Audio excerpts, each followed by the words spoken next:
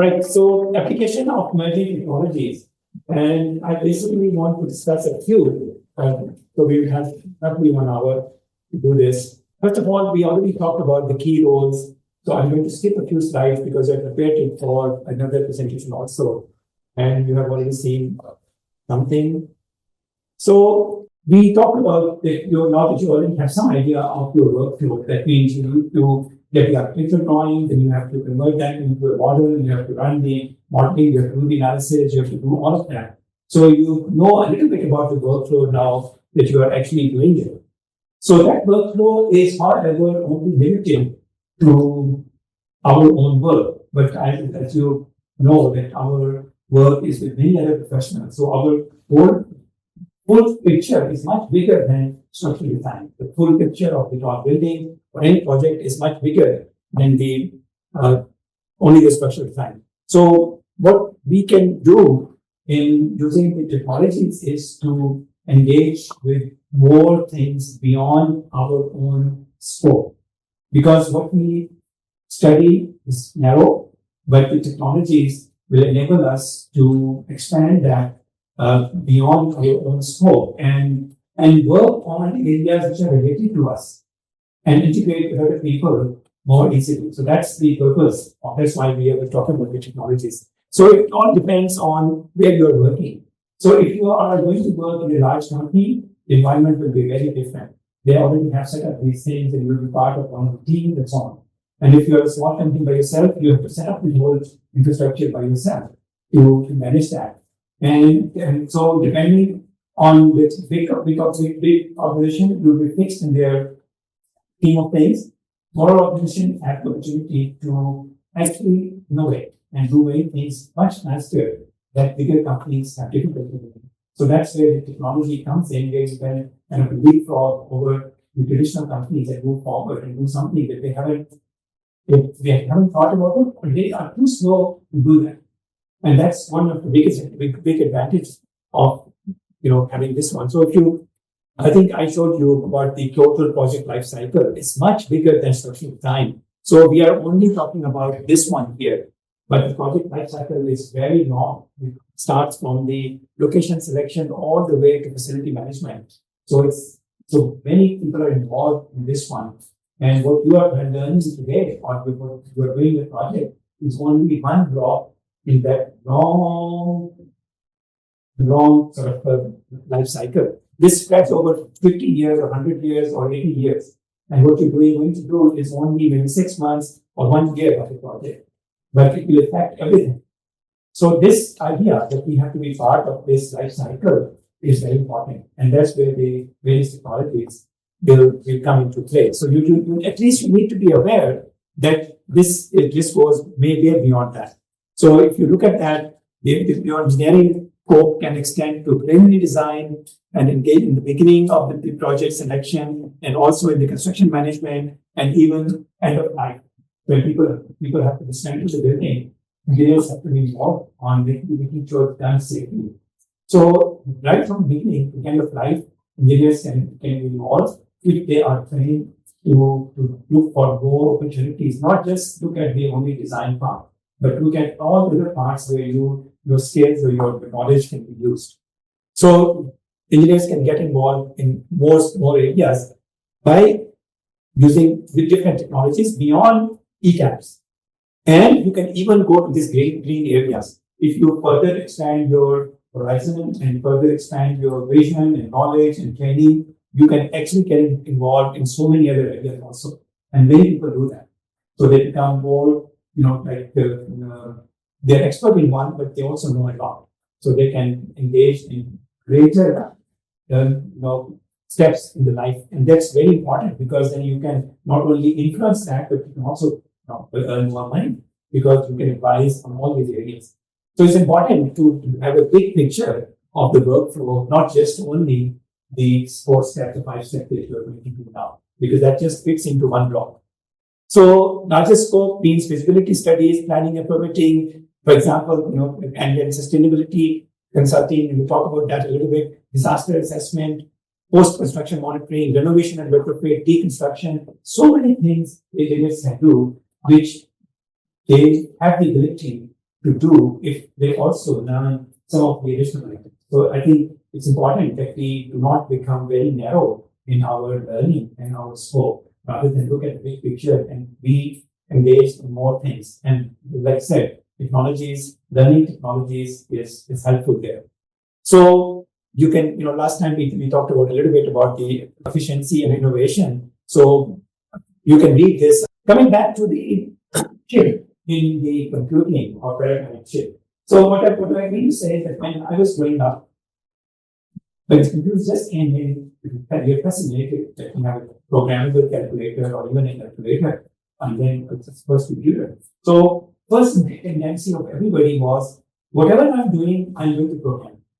So whatever I was doing, I want to make it better, faster, something, or I want to do it on the computer, so I will rush down to write a program to do that.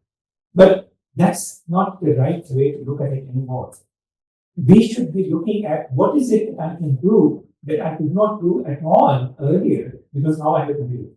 So don't just automate or think about doing what you're doing on a computer, but think about what could not be done earlier, completely new, because of the computer. So it's a reverse paradigm shift, that you don't automate things that you're doing, rather do things differently, because now it's a computer. You have to do. So that's the whole thinking that you need to keep in mind. And a lot of people, unfortunately, still stuck in that old style. They try to automate what they're doing. But that's not going to help much. So technology, you can do design exploration, automation, improved collaboration, visualization, optimization, better decision making, advanced material and precision control in construction, and integrated workflow. That means you combine everything together beyond what the program is offering you. Because ETAX is only thinking about structural design. But like I told you, you are part of a very big system. How do you take this information forward and backward through integration?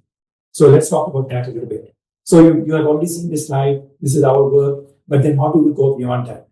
So we want to integrate the steps. We have seen it already. So one way is to look at the three phases of development of the workflows. One is the stepwise. In the past, everything you've done piece by piece. This software do this one, this software do this one, this software do this one, take data from here, enter to this one, take output from here, enter to this one, do some pre-processing, do some post-processing, and finally you get, this is the old style of doing work. Many people still do that Excel, they put the Excel in between or something like that. So that's piecewise, stepwise, or piecewise design. Second one is semi-integrated. So programs are already trying to integrate some of the steps that they can.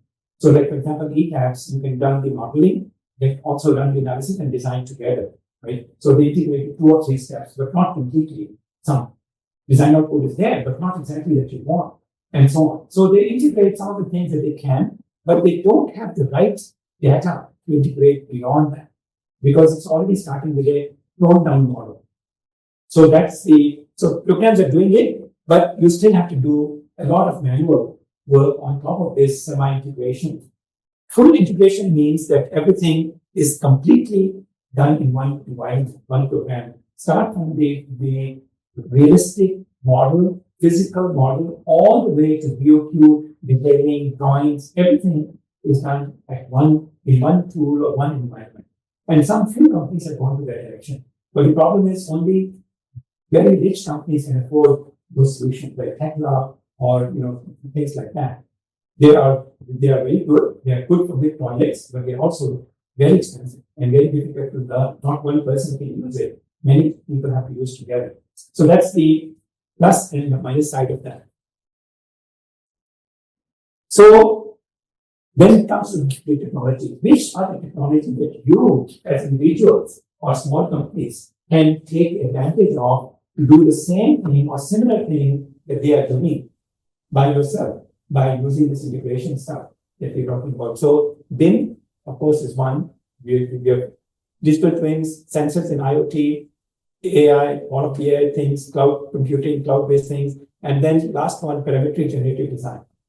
So these are some of the things that you could learn to automate or integrate or make things better, because this is an add-on to the traditional work.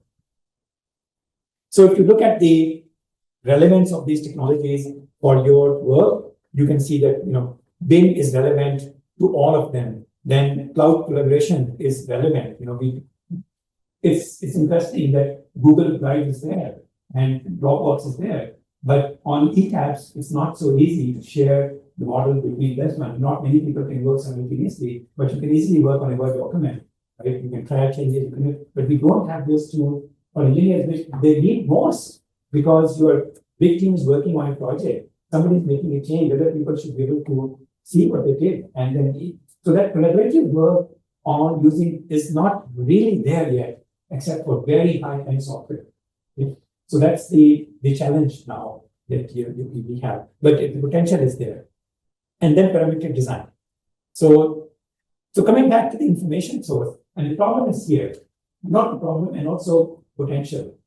The information that we have right now about anything and everything is spread all over in terms of where it is located and what is the format of the information. And that creates the problem, because you have internet, you have data on your disk, you have documents, images, videos, media, drawings, and within that, there are many programs that manage the drawing. So information is everywhere in pieces.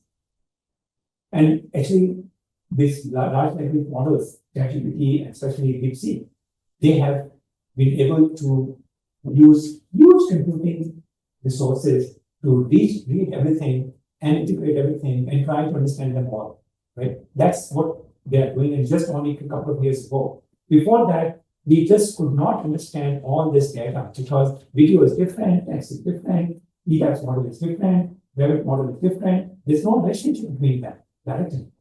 So the idea is to gather all these things and connect them to a single place so that we can refer to them properly.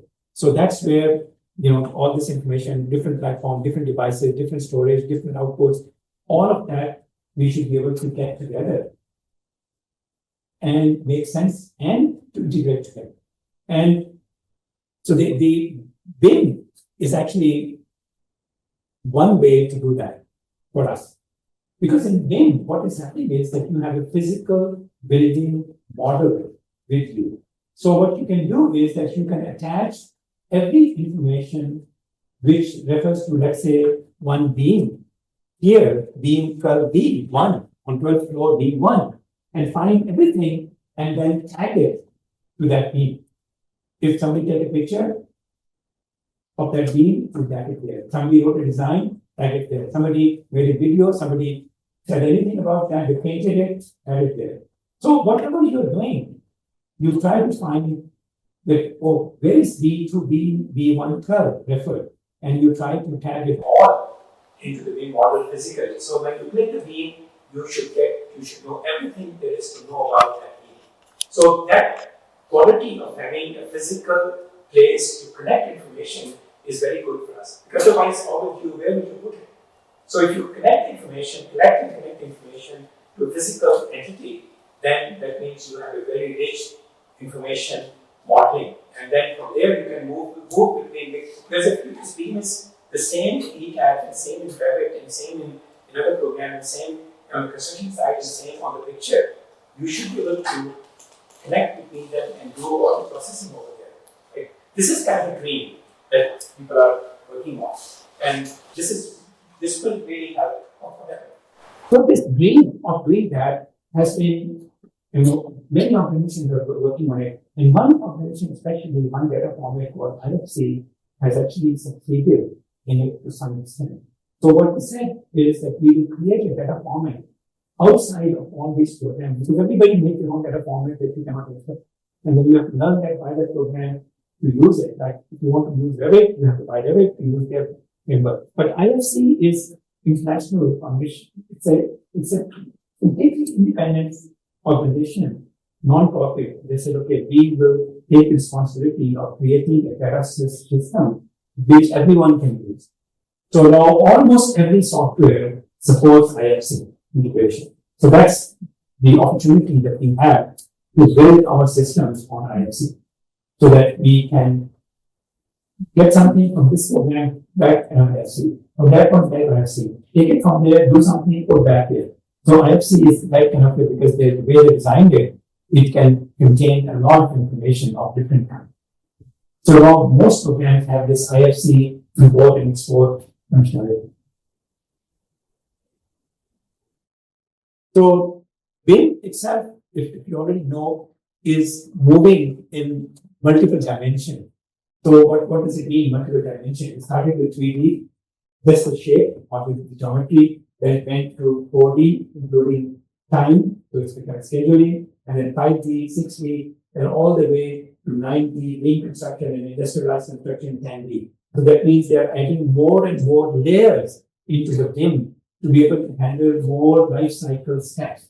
So each layer is one more life cycle step, you could say. So they're trying to get back to the figure that I showed you, that this should not only be architecture or space, it should also have all the things operational, everything. So layers are being added. So the dimensions are increasing. Every time I look at it, one more dimension is there. Right? Last time, a few years back, 5D, 6D was big thing. Now people are talking about 7, 10, 10D already. So it's rapidly expanding. More people are coming in because more disciplines are joining in. And they say, okay, I want also my layer there. I want my information there too. So that's how it's, and the IFC keeps expanding to support all of these dimensions.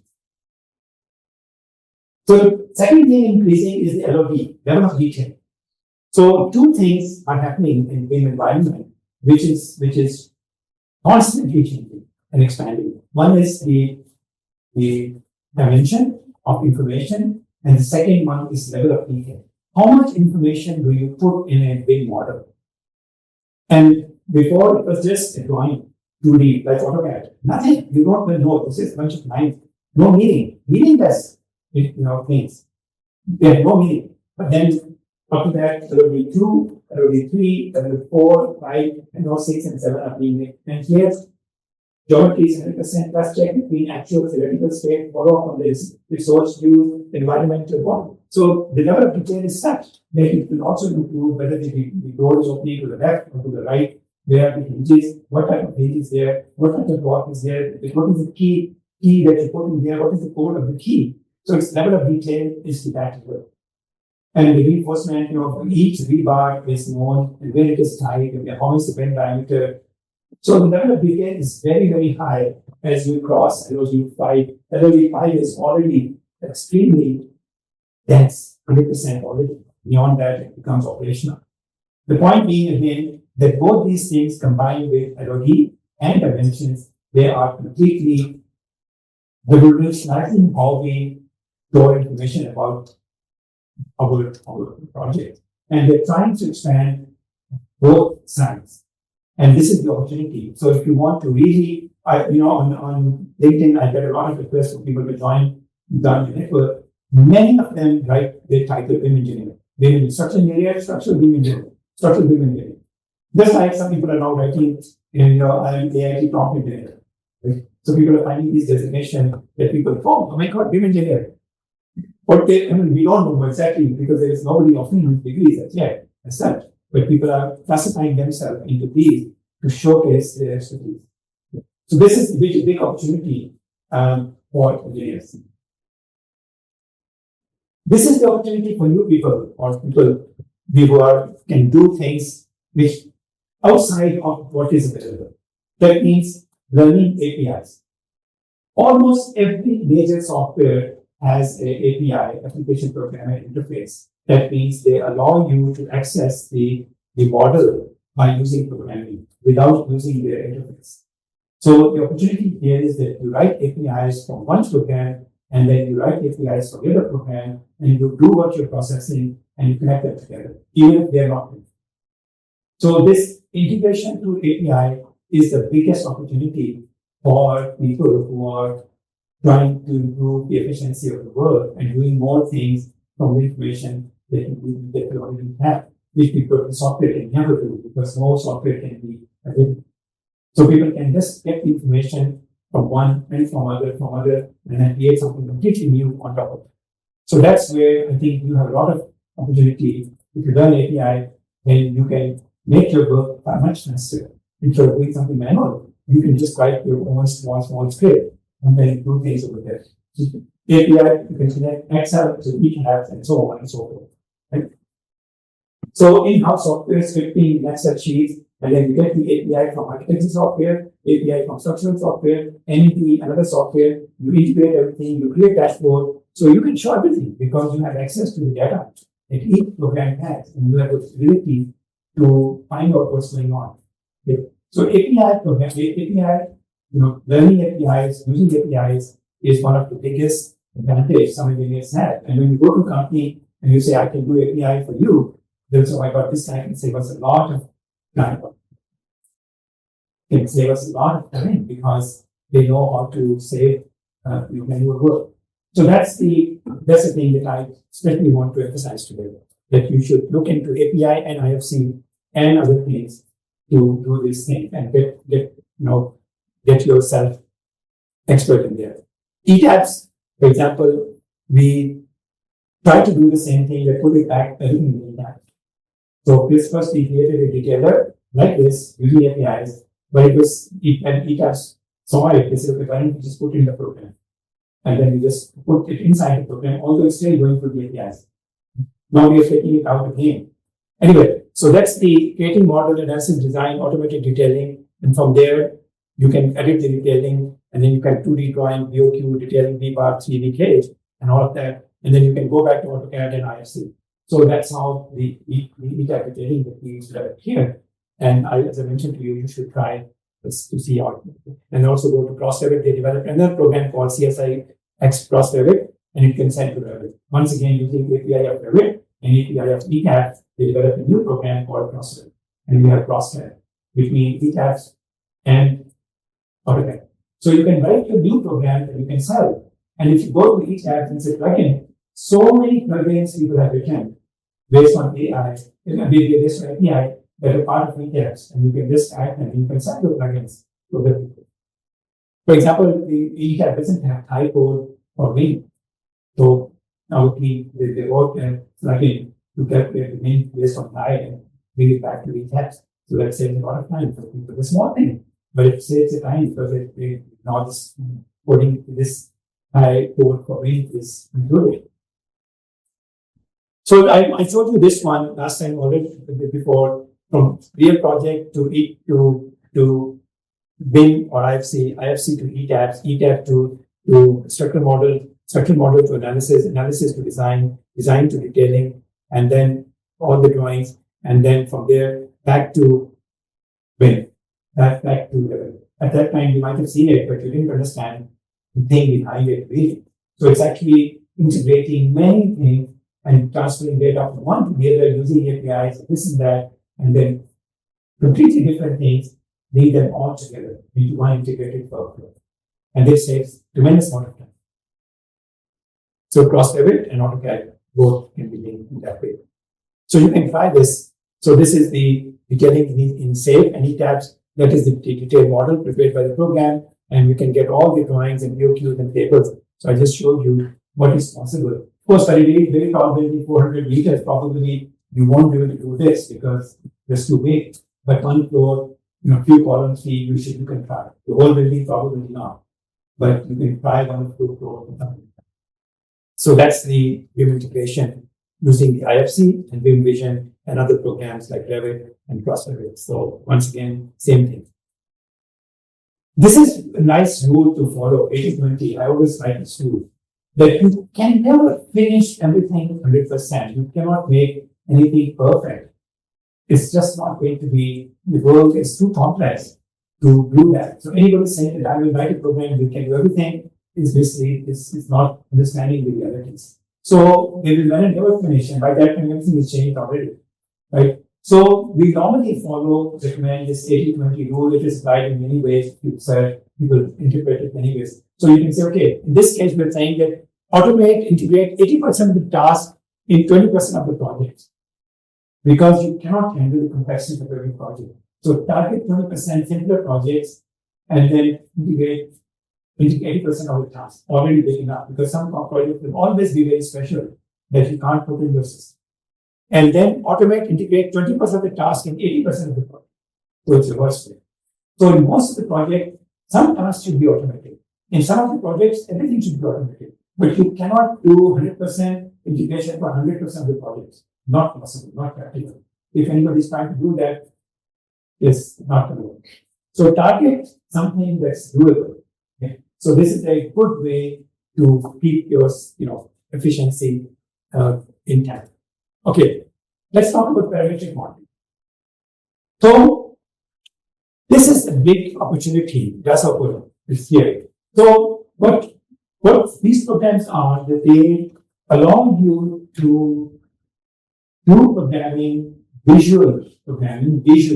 That means you say, okay, I want to calculate the area of this bone area. There are two parameters, length and width. So they will say, okay, length is one variable, width is two variable, and then you put the formula area, then you can change those two parameters. You can see changing the area right away because you just named it.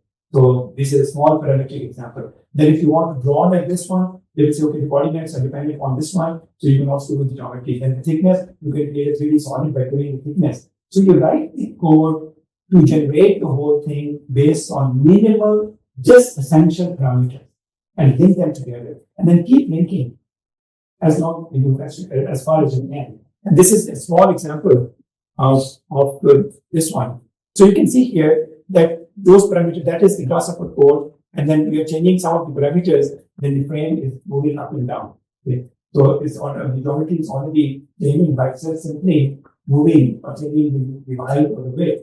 The nodes and everything is happening automatically. So this is a small parametric modeling example where you can create a geometry based on few parameters and link everything together and do all the calculation right based on those parameters. So it's very different from actually drawing something.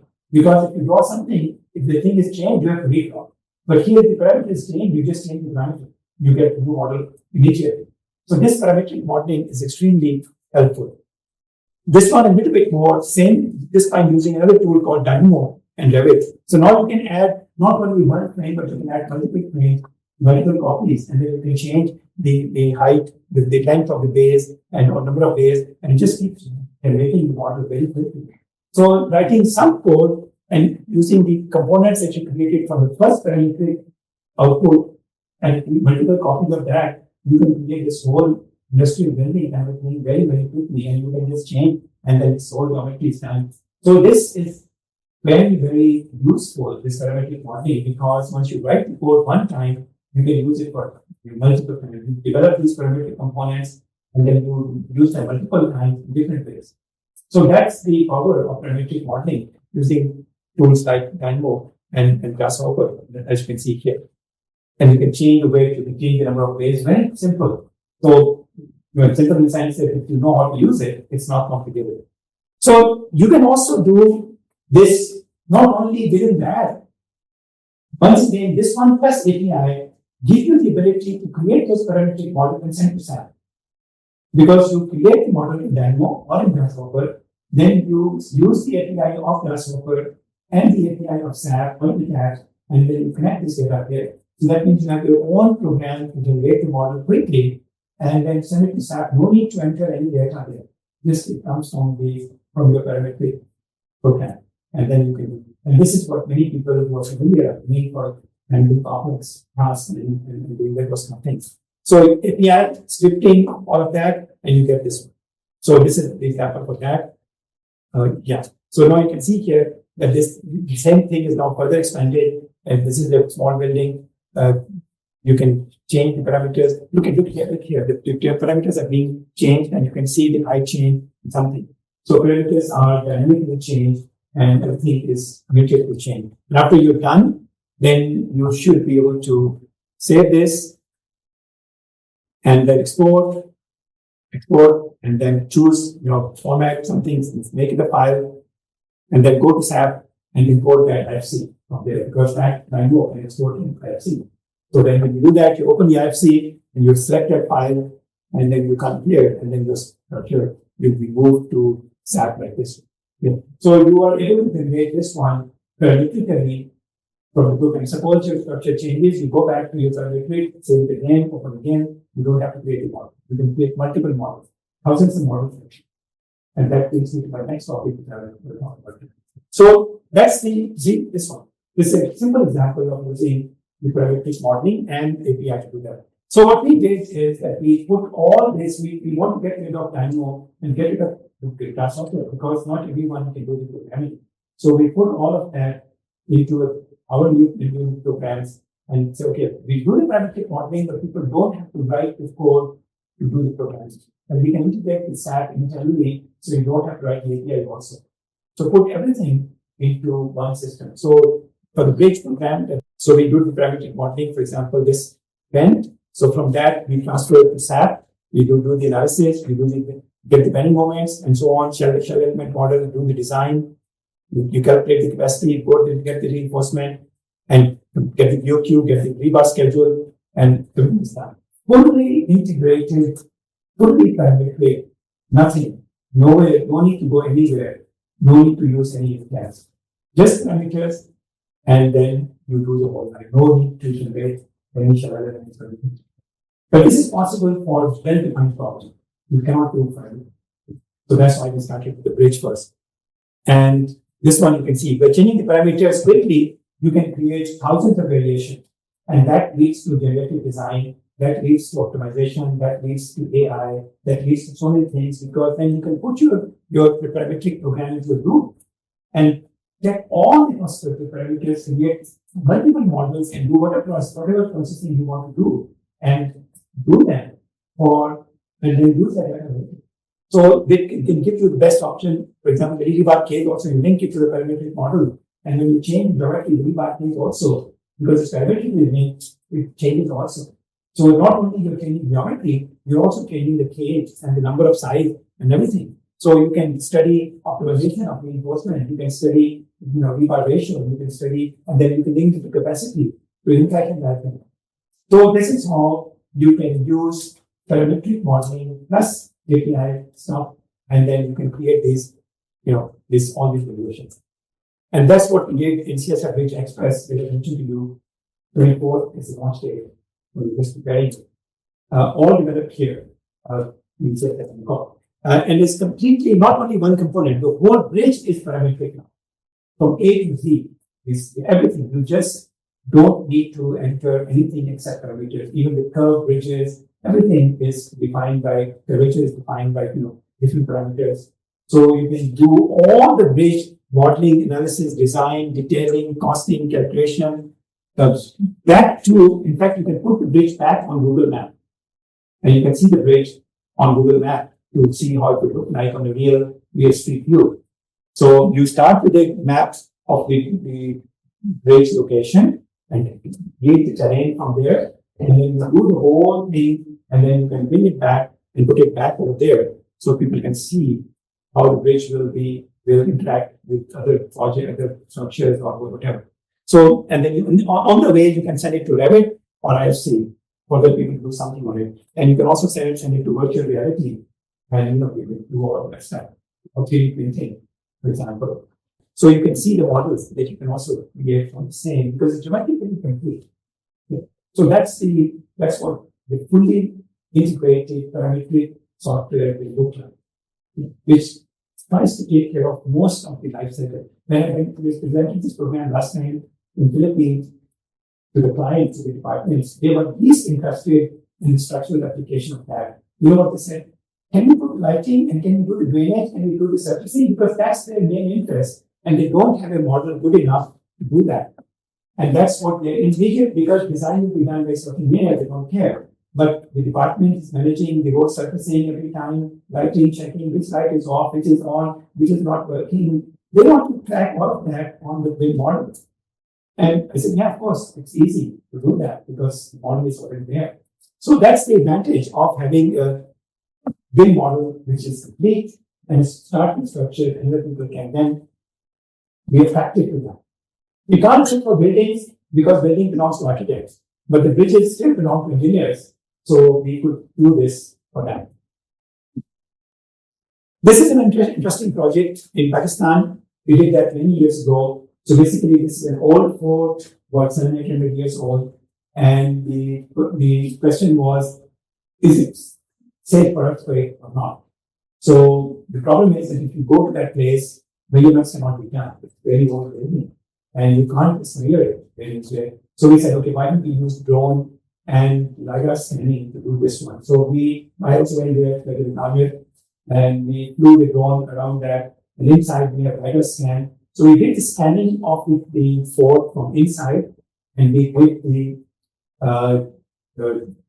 drone imaging from the outside. So now we have 2 point cloud, as we call it, one from the outside and one from the inside. When you put them together, you can get the thickness of the walls and everything, because both of them are geotagged. So you can actually combine them together. This was a huge amount of data and a lot of work. But anyway, from that, we got this point cloud model of that one. This is the 3D model. And then from that, we got the total model thickness and all. And from that, we were able to extract our shell and wall and solid element of the wall. And we were able to send it to SAP to do the analysis and subject to earthquake, find the stresses and so on. So complete the whole cycle of taking the drone images and LiDAR scans and create the structural model and do the assessment. Very few projects, it's quite a lot of work, but the possibility is there to actually scan the buildings and then create models from there and do the analysis. Once again, different technologies have to be combined together. Another project interesting we did close to AIT here was the construction of a very large dome for one temple. And once again, we used the drone. They already had constructed some part of the foundation. The dome was still to be designed. So we did the drone, drone images. So that's the statue. They already made it, so the dome has to be made around that. So it's not they make the dome big because they can't bring it in. So they constructed the Buddha statue first, a huge one. And they say, okay, now let's build a dome to cover it. So that's the project. Then we do that 3D printing of the structure, 3D print drone images, and then we propose the structure. Then we use SAP 2000 for the finite element. We took it to the wind tunnel to do the wind tunnel study. Then we did the time history analysis and so on and so forth. Almost every technology used together to do this project. Because we ran time history for the wind also, right? So the pressure and many things. So once again, another interesting project where many technologies were integrated to do this. So now we come to the role of AI. Obviously, AI is everywhere and then in structures too. So we can automate the routine work, obviously predictive design, that we can predict things by using the data training. And then sanity check, we can check whether the results are good or not based on the previous experience. And then filling the gaps between the process and then capture all the experience that we have. So many things can be done. Let me just show you a few. So traditionally, we are thinking the workflow, conceptual design, preliminary design, detailed design, final design, and it's not work, we go back and fix it. That's how we normally do it. But with AI, by looking at the actual projects, training it on the data that we have, because if you have many buildings designed already, then you have the input from the architects and you have the output from the design. You can train, and based on all these parameters, you can train the output, and then you can do this. You can just jump from the architectural drawing directly to the final design. Because AI doesn't care about these steps, it cares about input and output. Inside, it doesn't matter what is there. So it finds a relation between input and output based on number of data, and then you can just predict from one to the other. So that way you just jump. Of course, it will never stand, it will never be good enough to construct, but it will be good to get initial estimate or to check the design, because people need calculation. AI still can't do that. So we still need all of that, but AI is good to do this quick one to get an idea of where we are going and check whether it will work or not. Another one is a simpler example, but this is interesting because beam design, for example, we could train an AI to do the beam design in multiple ways. Of course, beam design is a simple problem, but not in the number of ways that we can actually use that data. So now we have one of the senior previous class, this is from his thesis or inspiration of nearly finished this. So he's trying to develop this AI model that can help to design, not just design, predict the beam reinforcement without calibration for different span lengths and loadings and all of that. But not only that, it also goes backwards and forwards. And because we train different models for different output. Sometimes take the output, make that as an input, and take input and make that an output. For example, basically, if you look at this, this is my beam, tell me how much load I can carry, then you can just predict based on that, reverse calculation, or what span I can use for this beam, then you can do that. So, because we trained the same aircraft multiple times. So this is, and then he connected it to the chatbot. So now it becomes a conversational design. So if you run this one, so you can enter the prompt that I would like to do this in a natural language. Don't enter in data or anything. You just say, this is what I want to do. And then the chatbot will say, okay, this given below. And then this one, I will please do also choose the bar. So you can say whatever you want. It's like, telling your assistant to do something. And then it says, okay, I'm doing it. This is my design. This is the indicator. This is I got it. And the possibility this is passed. This is not passing. This is not. So it gives you all that results back from the chatbot based on clean data. And then you say, okay, I got it. Do you want to continue to do the cost calculation? It goes and you get does the cascade cost calculation. Then you say, okay, fine, I have a beam, I want to do the capacity, goes back. So combining the pellet design, because what he did was that he wrote a small programs in a way and designed 10,000 beams of every length, every section height, every load possible in that range. And then keep all the beams which are pellet. And so we have all the pellet designs, so they are not going to fail. And then train the AI on that multiple models to just predict from input to output. After that, you just have this whole setup, and now you can just query whatever you want from that. And then say, okay, now I want to go back and I want to calculate the capacity. So say, let's predict the results of width and height most economical will be this one. Because we can't know what is the most economical size for this type of loading. Because if we have to import the size, so we can predict the size first, that will pass, which will also be economical into it. Things like that. So this is what you can do. So we can use ETABS on a bigger scale. We can actually use ETABS itself to generate all the models to help ETABS get better. So it's a slightly thing. So you use ETABS to generate valid design and then bring that back to make ETABS smarter, to predict something or to be able to guess something better. Smarter. So this is another one on that approach, but bigger one, much bigger than that one. So the program I showed you, the base programs are one senior, one to senior, senior, grade, graduates. We asked him to do this whole thing to the bridge. Using that program, the new program that we developed to write his own AI. So he also designed 7,000 bridges. And that's the advantage. 7,000 bridges. No one can design manually.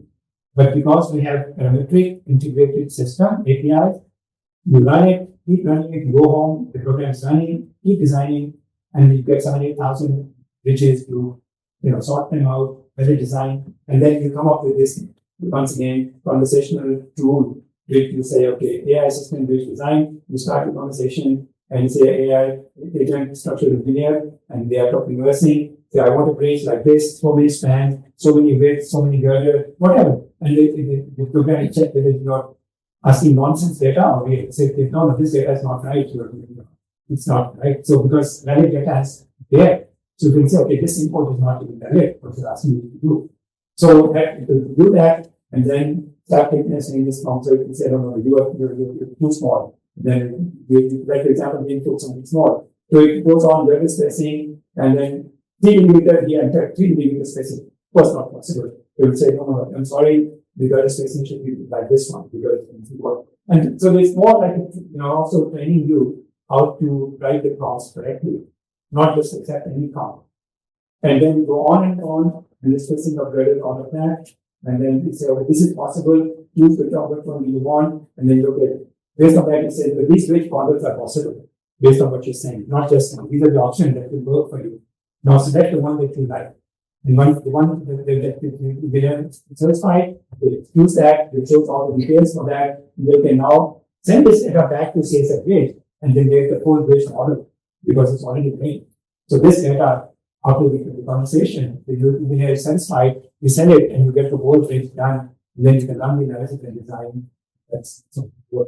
So it's a combination, once again, of using the same program to generate the data, to train the model, make a conversational, tool or agent, if you call it, and then get the design back to the same software and finish the final detailed design, which will be acceptable by the authorities and the. So that's how the AI can be integrated into the model, into the whole thing as kind of your system. So that's and then it's another thing, interesting thing we do. If you go here in AIT, we have to go to the transmission tower. We took some pictures, not only here in many places. We have new software coming up for the parametric design of transmission tower, similar to bridge. So same thing, completely parametric, so parametric that if you take a picture of the tower like this one and drag it to the program, it will automatically read the shape of the tower and the bracing and everything and generate the whole model for you. Just one step ahead of that. Just drag the picture of the tower and you get the structural model. So that image model is another area where we think that AI can really help engineers about. We have an interesting project for Canada. Hopefully, we start that. They want to digitize all of the existing villages.